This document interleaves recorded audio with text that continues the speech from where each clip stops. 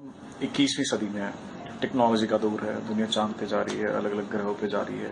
हम हर रोज नई technology discover कर रहे हैं और दुनिया को और बेहतर जगह बनाने की कोशिश कर रहे हैं। इसी के बीच में कुछ इस्लामिक प्रीचर्स जो अलग ही आइडियोलॉजी के साथ जी रहे हैं, उनका हिसाब किताब नहीं, जिसमें से एक जाकिर नायक है। Recently Nobel prize winner Malala ने कहा था कि इलिटरेसी इज ए प्रॉब्लम जिसकी वजह से टेररिज्म बढ़ता है। उनका स्टेटमेंट था कि आप इन बच्चों के हाथ में पेन दे दो, अदरवाइज इनके हाथ में कोई बंदूक दे देगा।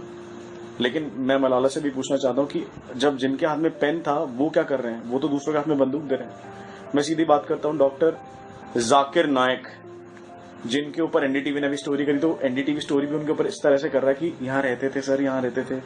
उन्होंने इतनी हेटेड फैला दी है, हेट मॉन्गर बोला जाता उन्हें। अगर आप उनकी स्पीचेस सुनोगे ना तो आपका दिमाग खराब हो जाएगा कि कौन सी सदी में हम जी रहे हैं और कौन सी सदी में जाकिर नायक जी रहा है।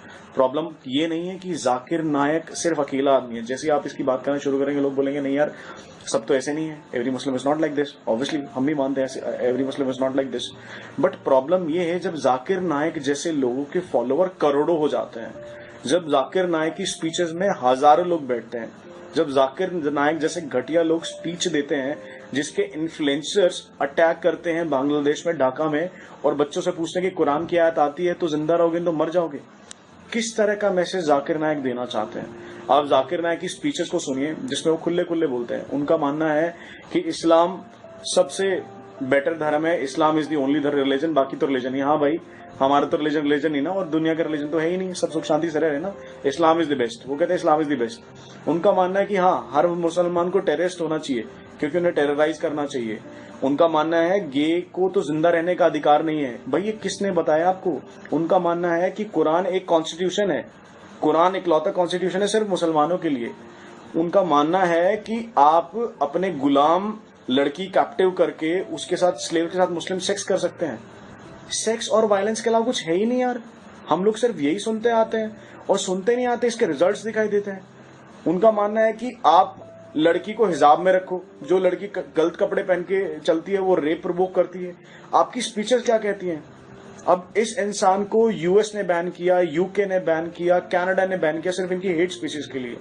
और ये दुनिया में इनको इतने अवार्ड मिल चुके हैं, मोस्ट इनसे लोग जाने जाते हैं। बहुत सारे अरब कंट्रीज ने, बहुत सारे इस्लामिक कंट्रीज ने इनको अवार्ड दिए हैं, हजारों लोग इनको सुनते हैं।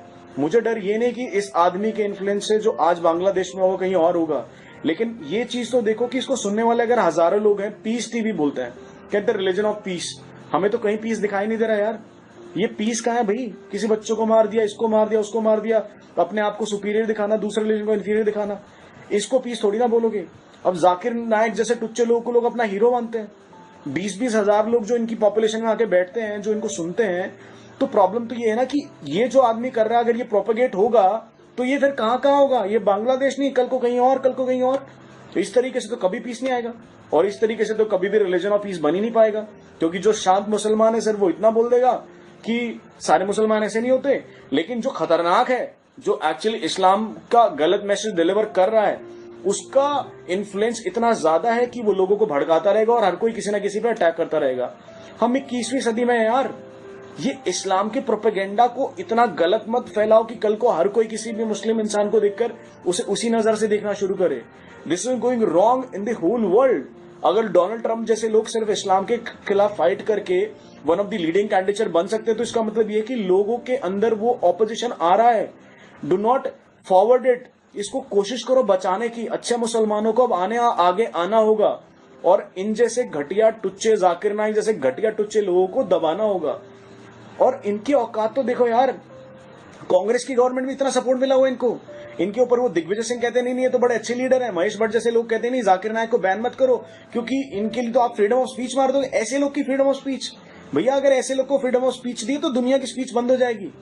मेरी रिक्वेस्ट है सारे मुसलमानों से, इस्लाम से, प्लीज कुछ अच्छे मुसलमान आगे आओ। अगर प्रीचर बनना है तो अच्छे इस्लाम को फॉरवर्ड कराओ, नहीं तो ये इस्लाम की धज्जियां उड़ाए जा रहे हैं हर रोज, और इससे बहुत बुरा इंप्रेशन जा रहा है पूरे वर्ल्ड वाइड इस्लाम पर, क्योंकि हर रोज अटैक में किसी ना किसी इन्फ्लुएंसर का हाथ है।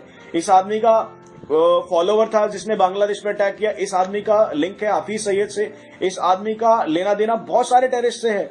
तो प्लीज गाइस, मुसलमानों को आगे आना होगा और स्टैंड लेना होगा सही इस्लाम के लिए। प्लीज। थैंक यू गाइस, जय हिंद।